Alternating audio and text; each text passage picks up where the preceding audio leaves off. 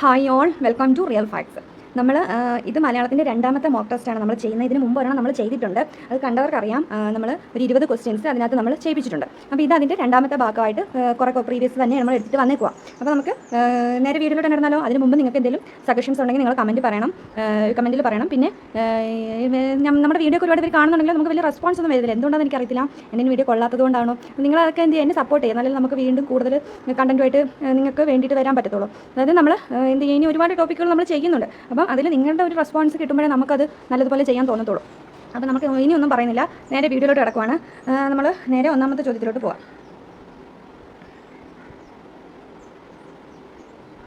ഇത് കഴിഞ്ഞതിൻ്റെ ഉത്തരങ്ങളാണ്. കഴിഞ്ഞ ചോദ്യങ്ങൾ നമ്മളിവിടെ കുറേ കൊടുത്തിട്ടുണ്ടായിരുന്നു. നമ്മളിത് കഴിഞ്ഞ് ചെയ്യിപ്പിച്ച ചോദ്യങ്ങളാണ്. ഇനി അതിൻ്റെ ബാക്കിയായിട്ട് നമ്മൾ രണ്ടാമത്തെ ഭാഗമാണ് ചെയ്യുന്നത്. അപ്പോൾ ഒന്നാമത്തെ ക്വസ്റ്റ്യനിലോട്ട് പോയാലോ? ആദ്യം നമ്മൾ കഴിഞ്ഞ വീഡിയോ ചെയ്ത പോലെ ആദ്യം എന്ത് ചെയ്യുക, ക്വസ്റ്റ്യൻസ് മാത്രം കാണിച്ചു പോകാം, ഒരു 5 മിനിറ്റ്. അപ്പോൾ അത് അങ്ങനെ ചെയ്യാൻ താല്പര്യമുള്ളവർ എന്താ, നേരെ ഉത്തരം പറഞ്ഞു പോട്ടെ. അപ്പോൾ ലാസ്റ്റ് എന്ത് ചെയ്തിട്ട് ആ പുറകിൽ ഒരു സ്ലൈഡ് വെച്ചിട്ടുണ്ട്, അവിടെ നിങ്ങൾക്ക് എന്ത് ചെയ്യുക, ഉത്തരങ്ങൾ കാണാൻ പറ്റും. അപ്പോൾ നിങ്ങൾ സ്വയം ചെക്ക് ചെയ്ത് നോക്കുക. അപ്പോൾ നമ്മൾ ക്വസ്റ്റ്യൻ മാത്രം ആദ്യം 5 മിനിറ്റ് വായിച്ചു പോകാം. ഒന്നാമത്തെ ചോദ്യം, താഴെ പറയുന്നവയിൽ അകർമക ക്രിയ ഏത്? വിറയ്ക്കുക, ആടുക, ഉറക്കുക, അയക്കുക. രണ്ടാമത്തെ, സുഖഭോഗങ്ങൾ എന്ന പദം വിഗ്രഹിക്കുമ്പോൾ എന്താണ് കിട്ടുന്നതെന്ന് ചോദിക്കുന്നത്. സുഖമാകുന്ന ഭോഗങ്ങൾ, സുഖത്തിൻ്റെ ഭോഗങ്ങൾ, സുഖവും ഭോഗവും, സുഖമായ ഭോഗങ്ങൾ. മൂന്നാമത്തെ ചോദ്യം, ഓടുന്ന വണ്ടി. ഇതിലെ ഓടുന്ന എന്ന പദം എന്തിനെ സൂചിപ്പിക്കുന്നു? ക്രിയ, വിനയച്ചം, പേരച്ചം, നാമം. പേരച്ചം എന്നാണ്.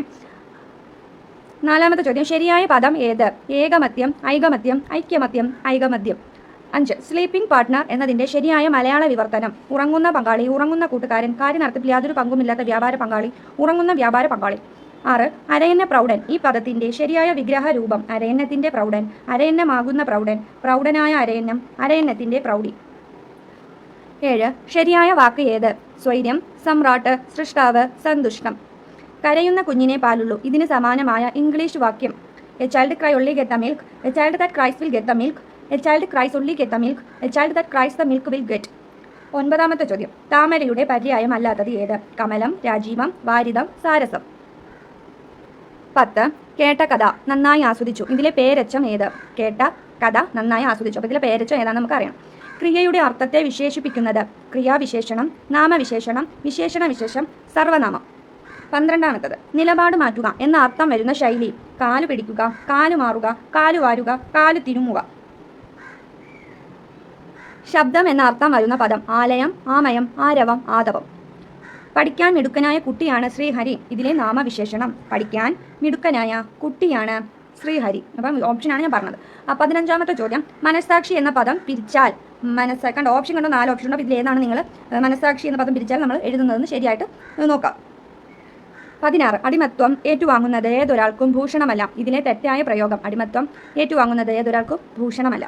മേയനാമത്തിന് ഉദാഹരണം. രാമായണം, മനുഷ്യൻ, ആകാശം, വെളുപ്പ്. സകർമക രൂപം ഏത്? ലക്ഷ്മി ഉറങ്ങുന്നു, ആന നടക്കുന്നു, അമ്മ കുട്ടിയെ എടുക്കുന്നു, നക്ഷത്രം തിളങ്ങുന്നു.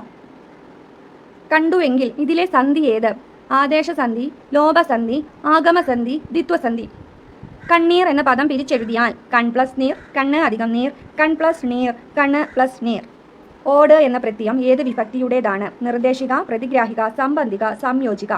തദ്വതദ്ധിതത്തിന് ഉദാഹരണം. മടയത്തം, കൂനൻ, അടിമ, കള്ളത്തരം. സാമാന്യനാമം ഏത്? മാവ്, മഞ്ഞ്, മരം, മഴു.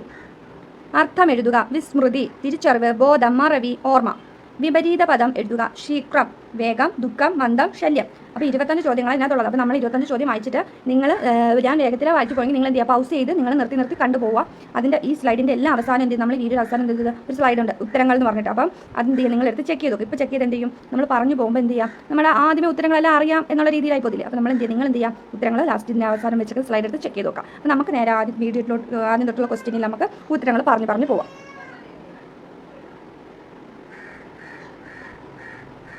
ഒന്നാമത്തെ ചോദ്യം വായിച്ചത്, താഴെ പറയുന്നവയിൽ അകർമക ക്രിയ ഏത് എന്നാണ്. അകർമക ക്രിയ. വിറയ്ക്കുക, ആടുക, ഉറക്കുക, അയക്കുക. അപ്പോൾ ഇതിൽ ഏതാണ് അകർമക? അപ്പോൾ നമ്മൾ ആദ്യത്തെ ചോദ്യത്തിന് ഉത്തരം അകർമക ക്രിയ ഏത്? അകർമക ക്രിയ ഏതാണ്? വിറയ്ക്കുക, ആടുക, ഉറക്കുക, അയക്കുക. ഏതാ ഉത്തരം വരുന്നത്? വിറയ്ക്കുകയാണ് അകർമക ക്രിയയുടെ ഉത്തരമായിട്ട് വരുന്നത്. വിറയ്ക്കുക. കാരണം നമുക്കറിയാം അകർമക ക്രിയ എന്ന് പറഞ്ഞാൽ ആരെ എന്തിനെ എന്നുള്ള ചോദ്യത്തിന് എന്ത് കിട്ടില്ല, ഉത്തരം കിട്ടത്തില്ല. അപ്പോൾ ആടുക, ആരെ ആടുക, എന്തിനെ ആടുക എന്ന് ചോദിക്കുമ്പോൾ നമുക്ക് ഊഞ്ഞാലാടുക എന്ന് പറയാം അല്ലേ. ഉറക്കുക, ആരെ എന്തിനെ ചോദിക്കുമ്പോൾ കുട്ടിയെ ഉറക്കുക എന്ന് ഉത്തരം കിട്ടും. അയക്കുക, അതിന് ഉത്തരമുണ്ട്. അപ്പം സകർമകമുണ്ട്, അകർമകമുണ്ട്. സകർമകം എന്ന് പറയുമ്പോൾ എന്താ, ആരെ എന്തിനെ എന്ന് ചോദിക്കുമ്പോൾ ഉത്തരം ലഭിക്കുന്നത് സകർമകം, ഉത്തരം ലഭിച്ചില്ലെങ്കിൽ അത് അകർമകം. അപ്പോൾ അറിയാമല്ലോ. സുഖഭോഗങ്ങൾ എന്ന പദം വിഗ്രഹിക്കുമ്പോൾ എന്താണ് വരുന്നത്? സുഖമാകുന്ന ഭോഗങ്ങൾ, സുഖത്തിന്റെ ഭോഗങ്ങൾ, സുഖവും ഭോഗവും, സുഖമായ ഭോഗങ്ങൾ. അപ്പോൾ സുഖഭോഗങ്ങൾ എന്ന പദം വിഗ്രഹിക്കുമ്പോൾ ഏതാണ് വരുന്നതെന്നാണ് നമ്മൾ അറിയേണ്ടത്. ഏതാ ഉത്തരം? ഏത് വരും? സുഖമാകുന്ന ഭോഗങ്ങൾ. ഓപ്ഷൻ എ ആണ് ഉത്തരം. സുഖമാകുന്ന ഭോഗങ്ങളാണ് സുഖഭോഗങ്ങൾ എന്ന പദം വിഗ്രഹിക്കുമ്പോൾ വരുന്നത്. സുഖമാകുന്ന ഭോഗങ്ങൾ. ഓർത്തിരിക്കണേ. ഓടുന്ന വണ്ടി. ഇതിലെ ഓടുന്ന എന്ന പദം എന്തിനെ സൂചിപ്പിക്കുന്നു? ഓടുന്ന പദം, ഓടുന്ന വണ്ടി, ക്രിയ, വിനയച്ചം, പേരച്ചം, നാമം. ഏതിനെയാണ് ഓടുന്ന എന്ന പദം കൊണ്ട് സൂചിപ്പിക്കുന്നത്? പേരച്ചമാണ്. പേരച്ചം. അപ്പോൾ പേരച്ചം എന്തുവാണെന്ന് അറിഞ്ഞാലേ നമുക്ക് ഈ ഓപ്ഷനിൽ നിന്ന് നമുക്ക് ഉത്തരം എഴുതാൻ പറ്റത്തുള്ളൂ. പേരച്ചം എന്ന് വെച്ചാൽ എന്തോ? പേരച്ചം അതായത് ഒരു മുറ്റുവിന എന്ന് പറയുമ്പോൾ പൂർണ്ണക്രിയ എന്ന് പറയും. മുറ്റുവിനയിൽ ആ എന്ന ഒരു അകാരം കൊണ്ട് വെക്കുമ്പോൾ കിട്ടുന്നതാണ് എന്ത്? പേരച്ചം. ഉദാഹരണം പറയുവാണെങ്കിൽ ഇവിടെ ഓടുന്ന, അപ്പോൾ ഓടുന്നു എന്നാണ് അതിൻ്റെ മുറ്റുവിന ഓടുന്നു. പൂർണ്ണക്രിയയല്ലേ? ഓടുന്നു പ്ലസ് ആ, അപ്പോൾ അതിനെ എന്താക്കി മാറ്റും? ഓടുന്ന ആവും. ഓടുന്ന. അതുപോലെ പഠിക്കുന്നു ആ വരുമ്പോൾ എന്ത് വരും? പഠിക്കുന്നു പ്ലസ് ആ, അപ്പോൾ പഠിക്കുന്ന ആവും. അപ്പം അതിനെയാണ് എന്ത് നമ്മൾ പറയുന്നത്? പേരച്ച എന്ന് പറയുന്നത്. പേരച്ച 4 വിധം കൊണ്ട് നമ്മൾ ഓർത്തിരിക്കണം. ഭൂതകാല പേരച്ച, വർത്തമാനം, ഭാവികാലം, പിന്നെ മറു പേരച്ച എന്ന് പറയും. അപ്പോൾ ഇതെല്ലാം പേരച്ചത്തിൻ്റെ വിഭാഗങ്ങളാണ്.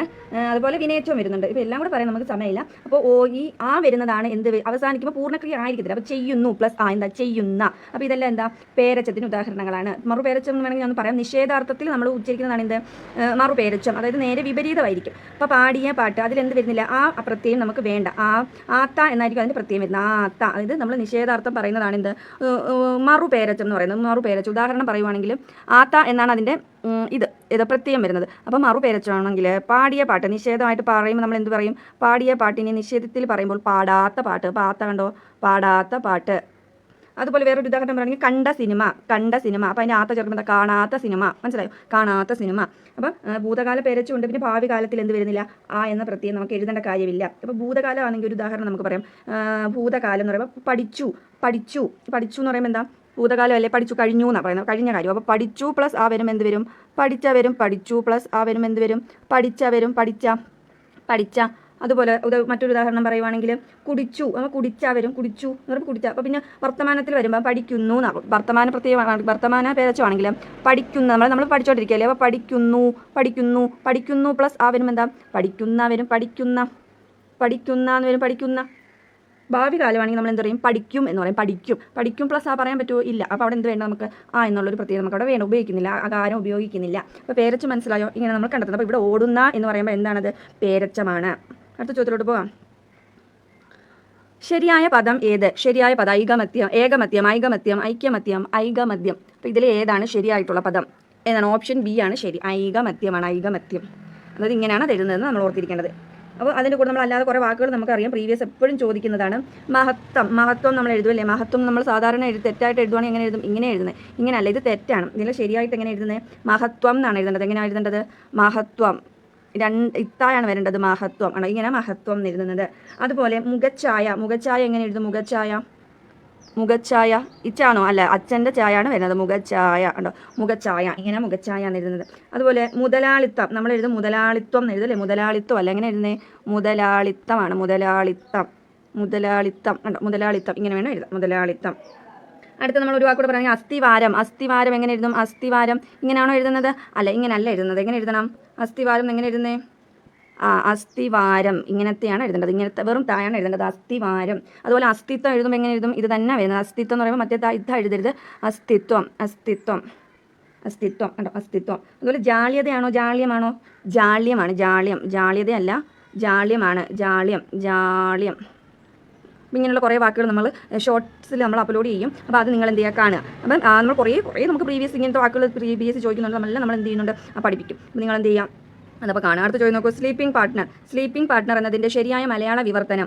ഓപ്ഷൻ എ ഉറങ്ങുന്ന പങ്കാളി, ഉറങ്ങുന്ന കൂട്ടുകാരൻ, കാര്യ നടത്തിപ്പിൽ യാതൊരു പങ്കുമില്ലാത്ത വ്യാപാര പങ്കാളി. ഉറങ്ങുന്ന വ്യാപാര പങ്കാളി. ഓപ്ഷൻ കാണുമ്പോഴേ അറിയത്തില്ലല്ലേ? കാര്യ നടത്തിപ്പിൽ യാതൊരു പങ്കുമില്ലാത്ത വ്യാപാര പങ്കാളിയാണ് എന്ത്?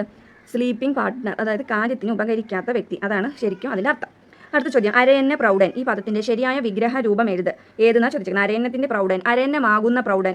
പ്രൗഢനായ അരയന്നത്തിൻ്റെ പ്രൗഢി. അപ്പം ഇതെങ്ങനെയാണ് നമ്മൾ വിഗ്രഹിച്ചെഴുതുന്നത്? പ്രൗഢനായ അരയന്നം എന്നാണ് എഴുതുന്നത്. ഓപ്ഷൻ സി ആണ് ഉത്തരം. പ്രൗഢനായ അരയന്നം. ഇതാണ് ഉത്തരം. അടുത്ത ചോദ്യത്തിലോട്ട് പോകാം. ശരിയായ വാക്ക് ഏത്? സ്വൈര്യം, സമ്രാട്ട്, സൃഷ്ടാവ്, സന്തുഷ്ടം. ഇത് സന്തുഷ്ടം തന്നെ നമ്മൾ കഴിഞ്ഞ മോക്ക് ടെസ്റ്റിൽ ഇതേ ക്വസ്റ്റ്യൻ വെച്ചിട്ടുണ്ടായിരുന്നു. അതന്ന് ചെയ്തവർക്കറിയാം. ഏതാ ശരിയായിട്ടുള്ള വാക്ക്? സമ്രാട്ടാണ് ശരിയായിട്ടുള്ള. സാമ്രാട്ടല്ല, സമ്രാട്ടാണ് ശരിയായിട്ടുള്ള വാക്ക്. സമ്രാട്ട്. ക്വസ്റ്റ്യൻ എവിടെ പോയി? ക്വസ്റ്റ്യൻ പോയോ? സമ്രാട്ടാണ് ഉത്തരം. കരയുന്ന കുഞ്ഞിനെ പാലുള്ളൂ. ഇതിന് സമാനമായ ഇംഗ്ലീഷ് വാക്യം. A child cry only get the milk, child that cries will get the milk, a child cries only get the milk, child that cries the milk will get. അപ്പോൾ കരയുന്ന കുഞ്ഞിനെ പാലുള്ളൂ എന്നാണ് പറയുന്നത്. അതെങ്ങനെയാണ് കറക്റ്റായിട്ട് പറയാം? എ ചൈൽഡ് ദാറ്റ് ക്രൈസ്, അതായത് കരയുന്ന കുഞ്ഞ്, അതായത് child that cries will get the milk. അപ്പോൾ ഓപ്ഷൻ ബി ആണ് ഉത്തരമായിട്ട് വരുന്നത്. Child that cries will get the milk. കരയുന്ന കുഞ്ഞിന് പാല് ലഭിക്കും, അതാണ് അർത്ഥം.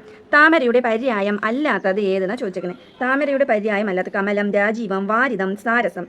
ഏതാ? കമലം താമരയുടെ പര്യായമാണ്. രാജീവം അതെ. സാരസവും എന്താണ്? താമരയുടെ പര്യായമാണ്. ഇതിൽ ഉത്തരം വരുന്നത് ഏതാണ്? വാരിതം. വാരിതം എന്ന് പറഞ്ഞ അർത്ഥം എന്താണ്? മേഘം എന്നാണ്. മേഘമാണ് എന്ത്? വാരിതം. വാരിതം എന്താണ്? മേഘം. അതുപോലെ മേഘത്തിൻ്റെ മറ്റ് പര്യായ പദങ്ങൾ പറയാൻ പറ്റുമോ? അഭ്രം. അഭ്രം എന്ന് പറഞ്ഞാൽ എന്താണ്? മേഘമാണ് അഭ്രം. പിന്നെ ജലദം. ജലജം ആണെങ്കിൽ താമര, ജലദം ആണെങ്കിൽ മേഘം. ജലദം. പിന്നെ ഖനം, വാരിതം, ഇതെല്ലാം എന്താണ്? മേഘമാണ്. താമരയ്ക്കാണെങ്കിൽ എന്തൊക്കെ പറയാം നമുക്ക് അഡീഷണൽ ആയിട്ട്? താമര. വാരിജം ആണെങ്കിൽ താമര, വാരിദം ആണെങ്കിൽ മേഘം. ഓർത്തിരിക്കണേ. വാരിദം ദം ആണെങ്കിൽ എന്താണ്? മേഘമാണ്, മേഘം. അതുപോലെ ജമ്മ് വരുന്നതെല്ലാം എന്തിൽ വരും? എല്ലാം ഒന്നും വരത്തില്ല. ജമ്മിൽ അവസാനിക്കുന്നതൊക്കെ താമരയിൽ വരും. താമര. ഒരു ഉദാഹരണം പറയുകയാണെങ്കിൽ നോക്കിയേ. താമരയുടെ ജലജം. ജലജം എന്താണ്? താമരയുടെ ഉദാഹരണമാണ്. ജലജം. പിന്നെ സരോജം. പിന്നെ നമ്മളിവിടെ പറഞ്ഞു രാജീവം, പിന്നെ സാരസം, കമലം, നളിനം, ഇതൊക്കെ എന്താണ്? ഇതൊക്കെ താമരയാണ്. വാരിജം, ജലജം, സരോജം, നളിനം, പത്മം വരും. പത്മം എന്താണ്? താമരയാണ്. പിന്നെ രാജീവം, ഇതൊക്കെ താമരയുടെ ഉദാഹരണങ്ങളാണ്. പിന്നെ അടുത്ത് പറയുകയാണെങ്കിൽ നമ്മൾ വേറൊക്കെ ആമ്പലിന് എന്തൊക്കെ വരും? ആമ്പലിൻ്റെ പര്യായ പദങ്ങൾ ഏതൊക്കെയാണെന്ന് പറയാൻ പറ്റുമോ? ആമ്പൽ, കൈരവം. താമര പോലെ ചോദിക്കുന്നതാണ് ആമ്പൽ. അപ്പോൾ ആമ്പലാണെങ്കിൽ കൈരവം, കുമുദം, സാരസത്തിന് ആമ്പലിന് അർത്ഥം വരും, താമര അർത്ഥം വരും കേട്ടോ. അപ്പോൾ എന്തുവരും? കൈരവം, കുമുദം, ഇതൊക്കെ എന്താണ്? ആമ്പലാണ്. ആമ്പൽ. ഓർത്തിരിക്കണേ. അടുത്ത ചോദ്യത്തിലോട്ട് പോകാം. കേട്ട കഥ നന്നായി ആസ്വദിച്ചു. ഇതിലെ പേരച്ചം ഏത്? കേട്ട കഥ നന്നായി ആസ്വദിച്ചു. അപ്പോൾ നമ്മൾ നേരത്തെ പേരച്ച എന്തുവാണെന്ന് പറഞ്ഞു. അത് മനസ്സിലായവർക്ക് ഇതിൻ്റെ ഉത്തരം എഴുതാൻ പറ്റും. കേട്ട അല്ലേ? കേട്ട ആണ് ഇവിടുത്തെ ഉത്തരം. കേട്ട എന്ന് പറയുന്നതാണ് എന്ത്? കേട്ടു പ്ലസ് ആയാണ് എന്ത്? അകാരം വരണം എന്നാണ് നമ്മൾ പറഞ്ഞത്. അപ്പോൾ മുറ്റുവിനയുടെ കേട്ടു ആണ്. മുറ്റുവിനയിൽ ആ വരുമ്പോൾ കേട്ട വരും. അപ്പോൾ കേട്ട എന്നതാണ് പേരച്ചം. ക്രിയയുടെ അർത്ഥത്തെ വിശേഷിപ്പിക്കുന്നത്. അപ്പോൾ ക്രിയയുടെ അർത്ഥത്തെ വിശേഷിപ്പിക്കുന്നത് എന്തായിരിക്കും? ക്രിയാവിശേഷണം, നാമവിശേഷണം, വിശേഷണം, സർവ്വനാമം. അപ്പോൾ ഏതാ വരുന്നത്? ക്രിയയുടെ വിശേഷണത്തെ ക്രിയാവിശേഷണം എന്നാണ് പറയുന്നത്. ക്രിയാവിശേഷണം. അടുത്ത ചോദ്യം. നിലപാട് മാറ്റുക എന്ന അർത്ഥം വരുന്ന ശൈലി. നിലപാട് മാറ്റുക. കാലു പിടിക്കുക, കാലുമാറുക, കാലുവാരുക, കാലു തിരുമുക. ഏതാ നിലപാട് മാറ്റുക? നമുക്കറിയാം. നിലപാട് മാറ്റുക എന്ന് വെച്ചാൽ കാലുമാറുകയാണ് നിലപാട് മാറ്റുക. ശരിയല്ലേ? അതെ. അപ്പോൾ അടുത്ത ചോദ്യത്തിലോട്ട് പോകും. ശബ്ദം എന്ന അർത്ഥം വരുന്ന പദം. ശബ്ദം ഏതാണ്? ആലയം, ആമയം, ആരവം, ആതപം. ഏതാ ശബ്ദം എന്നർത്ഥം വരുന്നത്? ആരവമാണ്. ആരവമാണെന്ത്? ശബ്ദം. അപ്പോൾ ശബ്ദത്തിൻ്റെ മറ്റ് പര്യായ പദങ്ങൾ ഏതൊക്കെയാണെന്ന് അറിയാമോ? ഒച്ച എന്താണ്? ശബ്ദമാണ്. ഒലി എന്താണ്? ശബ്ദമാണ്. പിന്നെ ആരവം നമ്മൾ പറഞ്ഞു. നാദം എന്താണ്? ശബ്ദമാണ്. നാദം. പിന്നെ രവം. ആ രവത്തിൻ്റെ രവം കണ്ടോ? അതെ, ആ രവമാണ് രവം. പിന്നെന്താ? നിനദം എന്ന് പറഞ്ഞാൽ എന്താണ്? നാദം എന്ന് തന്നെയാണ് അർത്ഥം. അപ്പം നിനദം, ഒച്ച, ഒലി, നാദം, രവം, ഇതൊക്കെ എന്താ? ശബ്ദത്തിൻ്റെ പര്യായ പദങ്ങളാണ്. ആലയം എന്താ? ആലയം എന്ന് പറയുമ്പോൾ എന്താ? വസിക്കുന്ന ഇടം എന്നർത്ഥം. അതായത് നമ്മൾ ചിലപ്പോൾ വീട് നടത്തം വരും, അല്ലെങ്കിൽ ക്ഷേത്രത്തിൽ എന്തെങ്കിലും വസിക്കുന്ന, അപ്പോൾ അങ്ങനെ എന്താ? ക്ഷേത്രം എന്ന് പറയാം. അതുപോലെ ആമയം എന്താണ്? ആമയത്തിൻ്റെ അർത്ഥം എന്താ? ആമയം എന്ന് പറഞ്ഞാൽ ദുഃഖം, വ്യാധി, അങ്ങനെയാണ്. ആമയത്തിൻ്റെ ഓപ്പോസിറ്റ് എപ്പോഴും പ്രീവിയസ് ചോദിക്കുന്നത്. ആമയത്തിൻ്റെ ഓപ്പോസിറ്റ് എന്താ? ആമയത്തിൻ്റെ എതിർലിംഗം എന്താണ്? നിരാമയമാണ്. ദുഃഖമില്ലാത്ത അവസ്ഥ, അതാണ് നിരാമയം. അതുപോലെ ആതപം എന്താ?